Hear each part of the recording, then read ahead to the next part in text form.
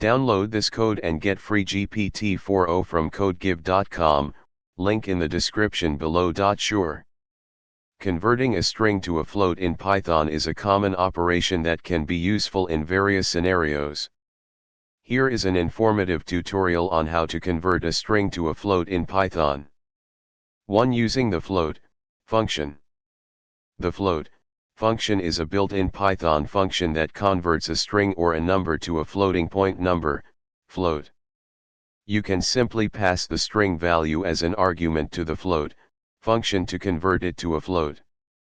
Here's an example code snippet demonstrating the conversion of a string to a float using the float function. Output. 2. Handling exceptions. When converting a string to a float, it's important to handle potential errors that may occur, such as when the string is not a valid representation of a float. In such cases, a value error will be raised.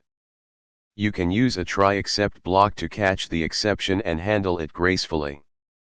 Here's an example code snippet demonstrating the conversion of a string to a float with error handling.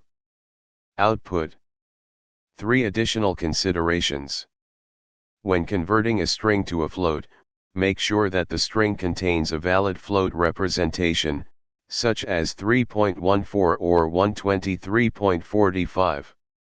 Be aware of potential issues with floating point precision when working with float values in Python.